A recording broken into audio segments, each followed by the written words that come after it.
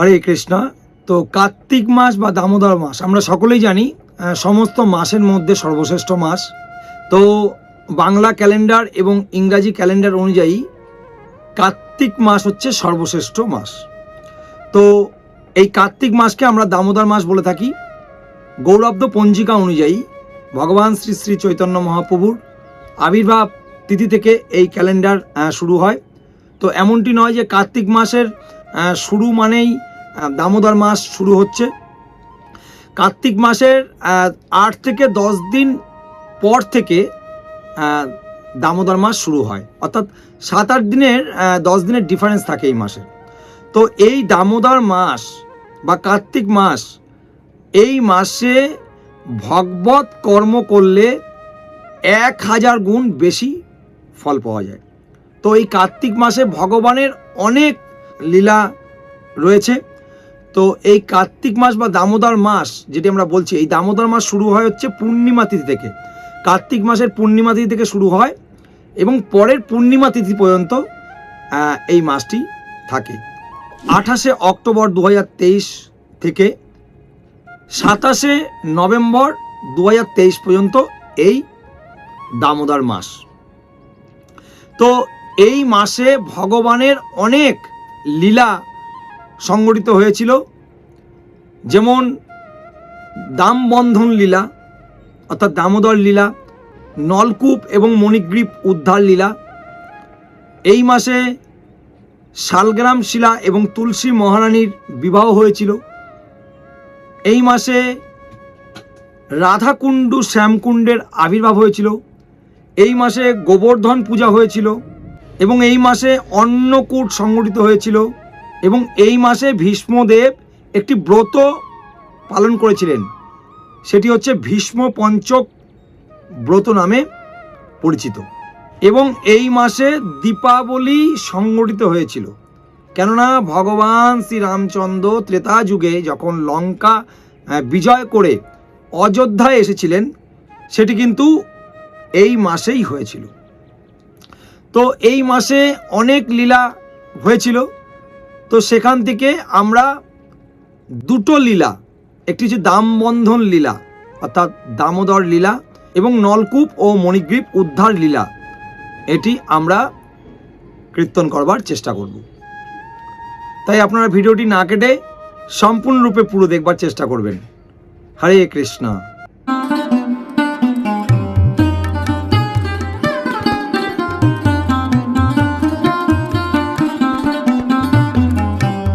তো ভগবান শ্রী গোপাল যখন বাল্যকালে সমস্ত গোপীদের গৃহে গিয়ে মাখন ননি চুরি করে যখন তিনি খেতেন, তখন মা যশোদা অত্যন্ত চিন্তিত হলেন যে গোপাল শুধু এই গোকুলে বিভিন্ন গোপীদের গৃহে গিয়ে মাখন ননি চুরি করছে। আমার কাছে রেগুলার কমপ্লেন আসছে, তোমার গোপাল মাখন চুরি করে আহার করেছে। এই গোপীরা বলছে তোমার গোপাল আমার গৃহে গিয়ে সমস্ত মাখনের ভাণ্ড ভেঙে সমস্ত ননি খেয়ে নিয়েছে, ননি মাখন। বিভিন্ন রকম কমপ্লেন মা যশোদার কাছে আসছিল। তখন মা যশোদা চিন্তিত হয়ে তখন চিন্তা করলেন যে আমার কি গোপালকে আমি কি এত নবলক্ষ গাভী আমার গৃহে আছে, এত সুন্দর সুন্দর ননি মাখন তৈরি করা হচ্ছে, তা সেটা কি গোপাল আহার করে কি খুশি হচ্ছে না? তিনি কি তৃপ্ত হচ্ছে না? গোপাল কি তৃপ্ত হচ্ছে না? তিনি চিন্তা করলেন। তো তখন মা যশোদা নিজে নিজে ভাবলেন যে আমি নিজে হাতে তৈরি করে ননি মাখন তৈরি করে গোপালকে খাওয়াবো। তো তখন গোপালের বয়স ছিল 3 বছর 4 মাস ভগবানের। তো নবলক্ষ গাভীর মধ্যে স্পেশাল কিছু 6-7টি গাভী ছিল, সেটা হচ্ছে পদ্মগন্ধিনী গাভী। তো সেই পদ্মগন্ধিনী গাভীকে বিভিন্ন ঔষধি এবং যে ঘাস খাওয়ানো হতো স্পেশালভাবে, এবং সেই ঘাসটি তৈরি হতো, ঘাসের গোড়ায় দুগ্ধ দেওয়া হতো এবং সেই ঘাস এই পদ্মগন্ধিনী গাভীকে খাওয়ানো হতো। তো তো সেই গাভীর দুধ অত্যন্ত সুন্দর ছিল। তো সেই গাভীর দুধ থেকে মা যশোদা তিনি মাখন তৈরি করে, ননি তৈরি করে ভগবান গোপালকে খাওয়ানোর জন্য চিন্তা করলেন। তো যথারীতি ব্রাহ্ম মুহূর্তে মা যশোদা ঘুম থেকে উঠে তিনি সাফরন কেশরের কালারের রেশমি শাড়ি তিনি পরিধান করে, কারণ রেশমি শাড়ি অত্যন্ত শুভ, এবং তিনি নিষ্ঠা সহকারে পরিষ্কার পরিচ্ছন্ন হয়ে তিনি গোপালের জন্য এই ননি মাখন তিনি প্রস্তুত করতে গেলেন। কারণ মা যশোদা চিন্তিত ছিলেন যে গোপাল হয়তো আমাদের গৃহের এই যে ননি মাখন এটি খেয়ে সন্তুষ্ট হচ্ছে না, তিনি তৃপ্ত হচ্ছে না, সেই জন্য আমি নিজে হাতে গোপালকে মাখন ননি তৈরি করে আমি খাওয়াবো। তো গোপাল সে সময় ঘুমাচ্ছিলেন। তো এই দিন আবার বলরাম তার মা রোহিণীর সাথে উপানন্দের বাড়িতে একটি অনুষ্ঠানে তিনি ওখানে গিয়েছিলেন, অর্থাৎ বলরাম বাড়িতে ছিল না। তো ভগবান নিদ্রায় আছেন। তো ভগবানের যখন নিদ্রা ভাঙলো তখন গোপালের অত্যন্ত খিদে লাগলো, অত্যন্ত খিদেয় কষ্ট পেতে লাগলো, এবং তার খিদেয় পেট যেন জ্বলছিল।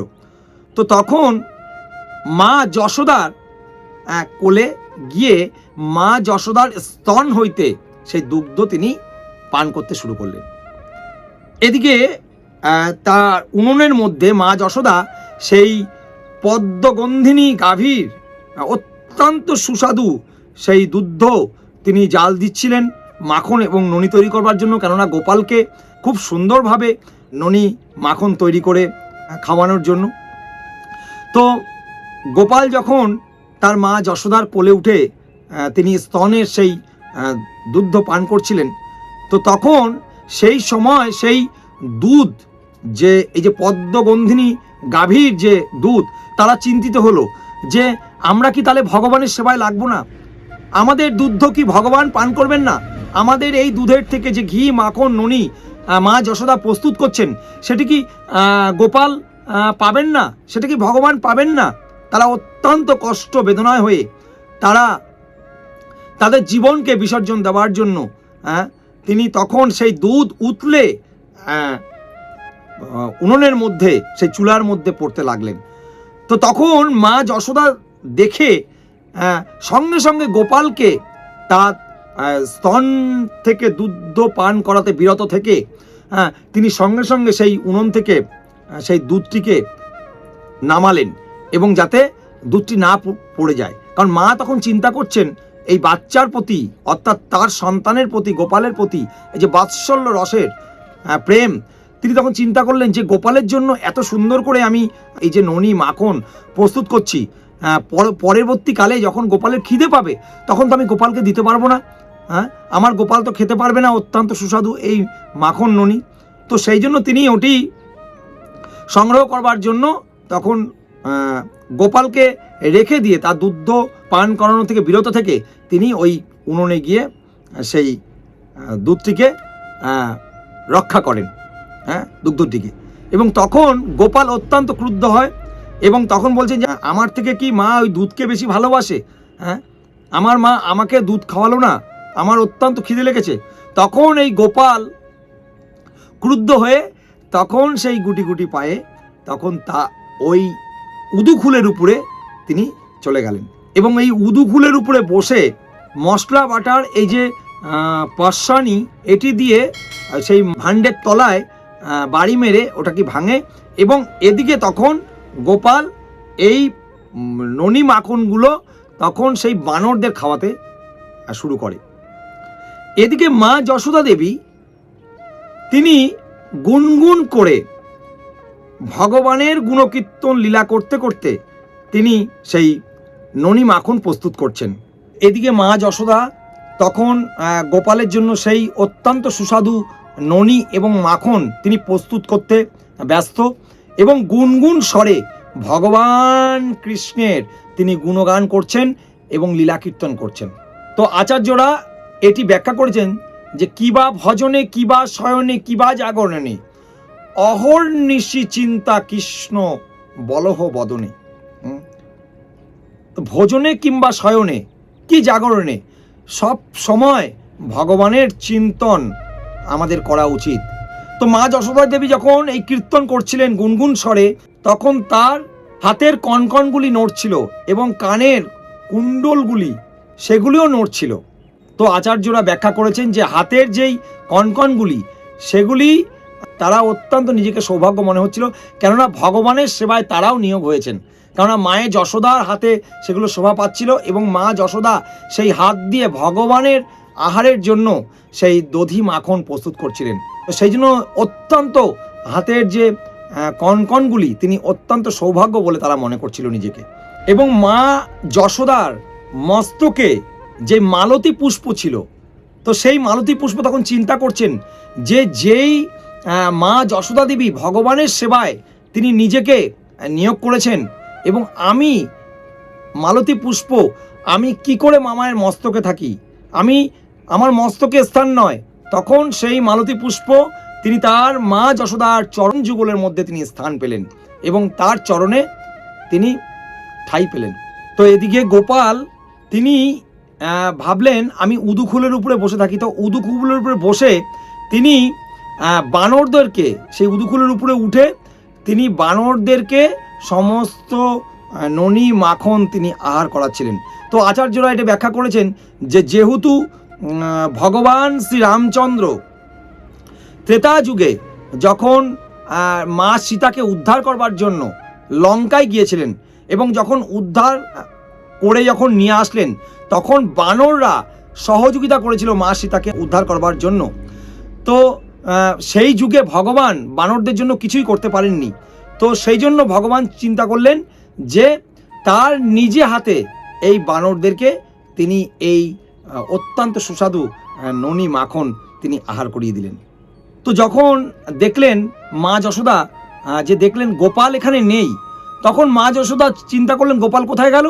তখন যে এই যে মাখনগুলো পড়েছিল, তো সেখানে গোপালের যে ছোট ছোট পায়ের ছাপ সেখানে মাখনের উপরে ছিল। সেই পায়ের ছাপ দেখে মা যশোদা তখন এই গোপালকে খুঁজতে গেলেন এবং খুঁজতে গিয়ে তখন দেখছেন যে গোপাল ওই উপরে যে একদম শিখায় যে মাখন ঝুলছিল সেটিকে ফুটো করে সেটা নিজে হাতে তুলে তুলে বানরদেরকে খাওয়াচ্ছে। তো তখন মা যশোদা হাতে করে ছড়ি নিয়ে বা বেত হাতে করে নিয়ে তখন দাঁড়িয়ে আছে। তখন ওটি গোপাল দেখে তিনি ভীত হয়ে তো তখন দৌড়াতে লাগলেন, পলায়ন করতে লাগলেন দ্রুত। তখন মা যশোদা বলছে দাঁড়া, তুই সমস্ত মাখন ভেঙে ফেলেছিস, তুই বানরদেরকে এইভাবে খাওয়াচ্ছিস, তুই মাখনগুলো ভেঙে। সারা পাড়ার লোক তোর হয়ে সমস্ত কমপ্লেন করছে যে তুই এই বাড়ির মাখন খাচ্ছিস, ওই বাড়ির মাখন খাচ্ছিস। সমস্ত গোপীরা এসে আমাকে প্রতিদিন কমপ্লেন করে।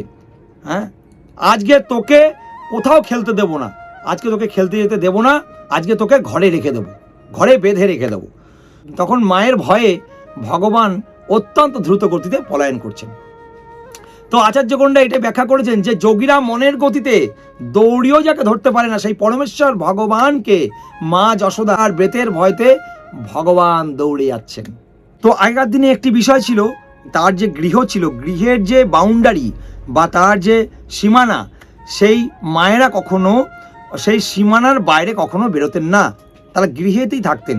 তো গোপাল যেহেতু অত্যন্ত ভয় পেয়ে দ্রুত গতিতে দৌড়াচ্ছে, তখন মা যশোদাও সমস্ত উঠানের মধ্যে তার গৃহের সেই ছড়ি দিয়ে বা বেত দিয়ে মা যশোদাও তাড়া করেছে।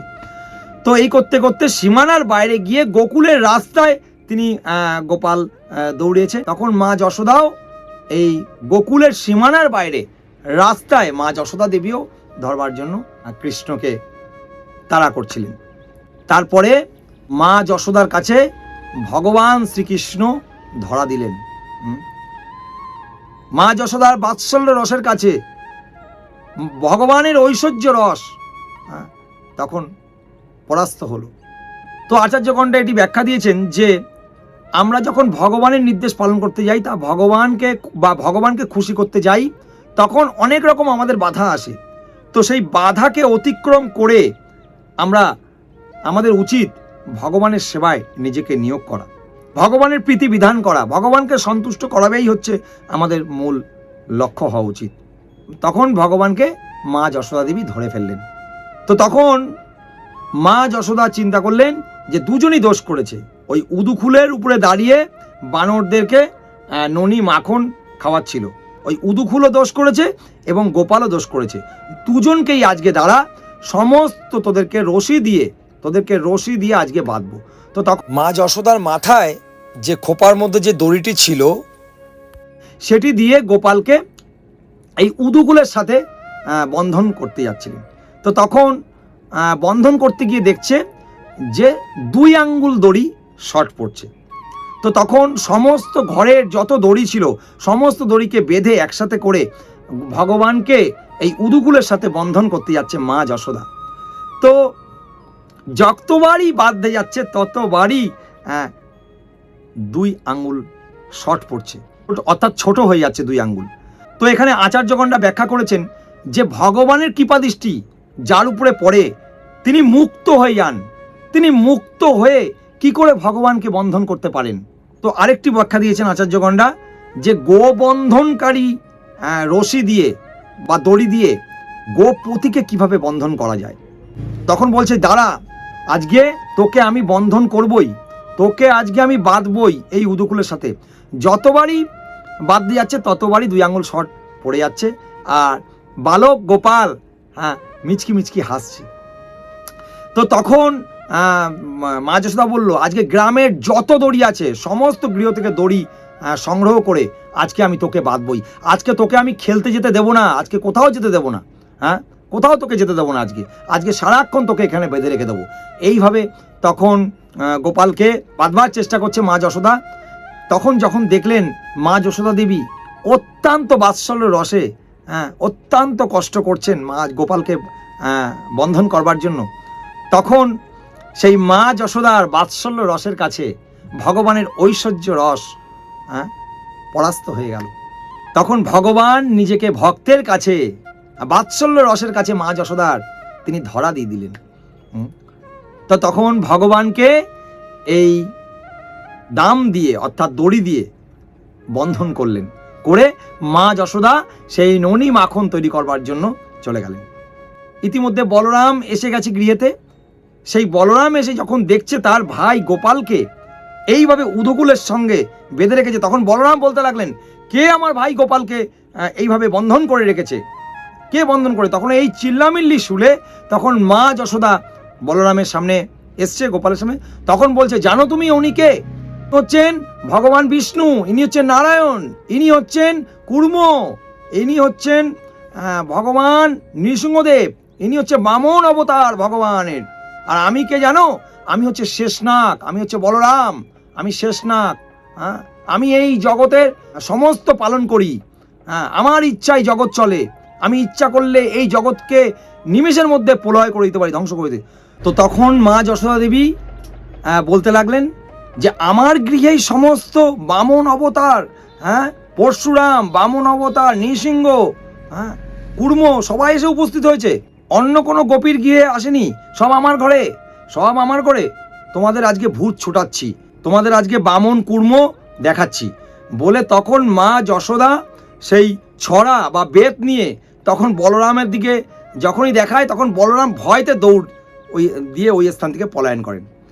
তো এই যে 2 আঙ্গুল যে শর্ট পড়েছিল, যে যতবারই ভগবানকে বন্ধন করতে যাচ্ছিলেন, তো 2 আঙ্গুল যে শর্ট পড়ার সেটি আচার্যগণরা ব্যাখ্যা করেছেন যে ভগবানকে সন্তুষ্ট করবার জন্য ভক্তের আকুল প্রচেষ্টা, এবং আরেকটি আঙ্গুল হচ্ছে ভগবানের কৃপা বা করুণা, অর্থাৎ ভগবানের প্রতি পূর্ণ কৃপা। যখন বলরাম ওই স্থান থেকে পলায়ন করেন তখন গোপালকে ওইভাবে বাধা অবস্থাতেই দেখে মা যশোদা আবার তার গৃহে, অন্য গৃহে তখন মা যশোদা চলে যান। তো ভগবান তখন গুটি গুটি পায়ে ওই উদুকুলকে সঙ্গে করে নিয়ে তিনি ভগবানের যে আঙিনাতে 2টি বৃহৎ আকারের অর্জুন বৃক্ষ ছিল, তো সেই অর্জুন বৃক্ষের মধ্যে এই উদুকুলটিকে আড়াআড়িভাবে বক্রভাবে ব্যাকাভাবে লাগিয়ে তিনি ভগবানের অত্যন্ত শক্তির দ্বারা, বিক্রমের দ্বারা তিনি সেই অর্জুন বৃক্ষটিকে চাপ দিলেন এবং তখন সেই অর্জুন বৃক্ষটি তার উঠোনের মধ্যে বিকট আওয়াজে, বজ্র বিদ্যুৎ যে আওয়াজ হয় সেই আওয়াজে পড়ে গেল। তো সঙ্গে সঙ্গে নন্দ মহারাজ সেটি শুনে সঙ্গে সঙ্গে ওখানে আসেন এবং ওখানকার যে গোপ বালকরা ছিল তারা সবিস্তারে সমস্ত ঘটনা বলেন। তখন নন্দ মহারাজ তাকে কোলে তুলে নেন। এই দুটো অর্জুন বৃক্ষ ছিল হচ্ছে নলকূবের ও মণিগ্রীব। এই নলকূবের ও মণিগ্রীবকে উদ্ধার করেছিলেন পরমেশ্বর ভগবান শ্রীকৃষ্ণ। সত্যযুগে একসময় এই নলকূবের এবং মণিগ্রীব এরা দুইজন ছিল হচ্ছে দুই ভাই এবং এরা ধন কুবের, স্বর্গের যে কোষাধ্যক্ষ, সেই ধন কুবেরের দুই সন্তান ছিল। তারা অত্যন্ত অহংকারী ছিল এবং তারা এই এত ধনধান্বিত হয়ে নিজেদেরকে অহংকার হয়েছিল এবং তাদেরকে গর্ববোধ করতো নিজেদেরকে, এবং অহংকারে তারা বিভিন্ন নেশা কার্যে মত্ত ছিল। মদ্যত পান করে নেশাগ্রস্ত হয়ে তারা স্বর্গের দেবাঙ্গনাদের নিয়ে মন্দাকিনীতে তারা বিহার করছিলেন এবং নগ্ন অবস্থায়। তো সেই রাস্তা দিয়ে ব্রহ্মপুত্র নারদ মুনি তিনি যাচ্ছিলেন এবং তাদেরকে দর্শন করেন এবং দর্শন করবার পরে সঙ্গে সঙ্গে স্বর্গের যারা দেবাঙ্গনীরা ছিল তারা সঙ্গে সঙ্গে তাদের লজ্জা নিবারণ করেন। নলকূবের এবং মণিগ্রীব এরা নারদ মুনিকে দেখতে পাওয়া সত্ত্বেও অত্যন্ত নেশাগ্রস্ত হয়ে তারা তাদের লজ্জা কোনোভাবেই নিবারণ করেননি। তা এই দেখে নারদ মুনি অত্যন্ত ক্রুদ্ধ হয়েছিলেন এবং ক্রুদ্ধ হওয়ার পরে তাদেরকে অভিশাপ প্রদান করেছিলেন যে তোমরা মর্তলোকে বৃক্ষ জনম রূপে তোমরা লাভ করো, সারা জীবন তোমরা উলঙ্গই থাকবে। তো এই যে বৃক্ষ আমরা সবাই জানি যে বৃক্ষ সবসময় উলঙ্গই থাকে, বৃক্ষের কোনো বস্ত্র পরানো হয় না, বৃক্ষ উলঙ্গই থাকে। তো তখন তারা বৃক্ষ জন্ম প্রাপ্ত হওয়ার জন্য এই অভিশাপ দিলেন। তখন তারা তাদের ভুল বুঝতে পেরে সঙ্গে সঙ্গে নারদ মুনির চরণে তারা দণ্ডবাদ প্রণাম নিবেদন করেন। এবং আমরা জানি যে বৈষ্ণব অত্যন্ত কৃপাময় হয়, বৈষ্ণবরা অত্যন্ত কৃপাময় হয়। তিনি সেই জন্য বললেন যে আগত দাপর যুগে ভগবান শ্রীকৃষ্ণ তোমাদেরকে রক্ষা করবে। তো তার ফলে তোমরা আবার তোমাদের নিজ গৃহে ফিরে যেতে পারবে। ভগবান তো ভক্ত বৎসল্য, ভগবান তো সবসময় ভক্তকে রক্ষা করেন। তো ভগবানের সেই আগের কথা তখন মনে পড়ে গেল এবং তখন ভগবান অত্যন্ত বিক্রম দ্বারা সেই নলকূবের এবং মণিগ্রীবকে উদ্ধার করেন। তখন যখন অত্যন্ত জোরে বৃক্ষ দুটি পড়ে গেল এবং বজ্র বিদ্যুতের মতন তাদের আওয়াজ হলো এবং তারপরে দুটি দিব্য পুরুষ সেখান থেকে বেরিয়ে আসলো। তো তখন গোপবালকরা সমস্ত নন্দ মহারাজকে বলেন এবং ভগবানকে কোলে তুলে নিয়ে যান। তো নলকূবের এবং মণিগ্রীব এই উদ্ধারের লীলা থেকে আমরা একটি জিনিস শিক্ষা গ্রহণ করতে পারি যে আমাদের কখনো অহংকার করা উচিত নয়, কিন্তু অহংকার যদি আমরা করি তাহলে আমাদের কিন্তু পতন অবসম্ভাবী। এবং আমাদেরকে যথাযথভাবে 4টে নিয়ম পালন করা উচিত, তথা আমিষ আহার, সর্বপ্রকার পশু হত্যা থেকে বিরত থাকা উচিত, সর্বপ্রকার আমিষ আহার পরিত্যাগ করা উচিত, সর্বপ্রকার নেশা থেকে চা, পান, বিড়ি, গুটখা, তামাক, আফিন, মদ, গাঁজা, বিভিন্ন রকম আমিষ দ্রব্য আমাদেরকে বর্জন করা উচিত এবং সমস্ত জুয়া, পাশা, দ্রুত ক্রিয়া আমাদের বন্ধ করা উচিত এবং অবৈধ নারী সঙ্গ এগুলো থেকে আমাদের বিরত থাকা উচিত। তো এই জিনিসটি আমাদের একটি শিক্ষণীয় বিষয় হলো যে এই নলকূবের এবং মণিগ্রীবের এই লীলা থেকে আমরা এটি শিক্ষা গ্রহণ করতে পারি।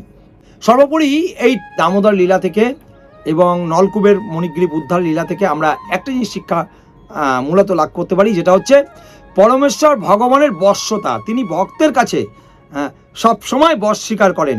তিনি হচ্ছে ভক্ত বৎসল্য, তিনি ভগবান ভক্তকে কৃপা প্রদান করেন সব সময়। এবং মা যশোদা তিনি হচ্ছেন যশ প্রদান করেন।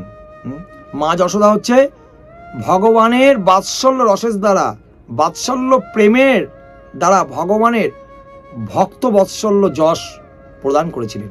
তো আপনারা এই দামোদর মাসটি অত্যন্ত নিষ্ঠা সহকারে পালন করুন। এই দামোদর মাসে প্রতিদিন আপনারা দামোদর লীলা শ্রবণ করুন, সাধুগুরু বৈষ্ণবের সঙ্গ করুন, বেশি বেশি সংখ্যক হরিনাম জপ করুন এবং লীলা পুরুষোত্তম শ্রীকৃষ্ণ গ্রন্থটি আপনারা পাঠ করতে পারেন। এবং সর্বোপরি প্রতিদিন ভগবানকে ঘিত প্রদীপ দ্বারা ভগবানকে দীপদান করুন। ভগবানের চরণে 4 বার, ভগবানের নাভিদেশে 2 বার, ভগবানের মুখমণ্ডলে 3 বার এবং ভগবানের সর্ব অঙ্গে 7 বার। এইভাবে আপনারা দীপদান করুন এবং ভগবানের অশেষ কৃপা লাভ করুন। আর দামোদর স্টকম আপনারা কীর্তন করুন, হাতে তালি দিয়ে, অথবা দামোদর অষ্টকম বিভিন্ন চ্যানেলে আছে, আপনারা শ্রবণ করতে পারেন। তো এইভাবে আপনারা দামোদর মাসটি পালন করুন। শ্রী শ্রী ভগবান দামোদর কি জয়। তো এইভাবে আপনারা এই দামোদর মাসটিকে উদযাপন করুন। আমি আশা রাখবো আপনারা সকলে এই দামোদর মাসটি গুরুত্ব সহকারে পালন করবেন। ঠিক আছে, আজকের ভিডিও এখানেই আমরা সমাপ্ত করছি। তো ভিডিওটি ভালো লাগলে বেশি বেশি করে শেয়ার করে দেবেন। আর আপনারা যারা এই চ্যানেলটি প্রথমবার দেখছেন অবশ্যই চ্যানেলটিকে সাবস্ক্রাইব করে নোটিফিকেশন বেল আইকনটি অল করে দিয়ে আমাদের সঙ্গে থাকবেন। আর ভিডিওটি ভালো লাগলে বেশি বেশি করে শেয়ার, লাইক ও কমেন্ট করবেন। আর আপনারা যারা প্রতিনিয়ত এই চ্যানেলটি দেখছেন এখনও পর্যন্ত কোনোভাবেই চ্যানেলটিকে সাবস্ক্রাইব করে উঠতে পারেনি এখনও, তাহলে চ্যানেলটিকে অবশ্যই সাবস্ক্রাইব করে নোটিফিকেশন বেল আইকনটি অল করে দেবেন। সর্বোপরি বলবো আপনারা সকলে সুস্থ থাকবেন, ভালো থাকবেন এবং সর্বদা কৃষ্ণ ভাবনাময় হয়ে থাকবেন। শ্রী শ্রী ভগবান দামোদর কি জয়। জগৎগুরু শিল প্রভুপাদ কি জয়। নিতাই গৌর সীতানাথ প্রেমানন্দের হরি হরি বল।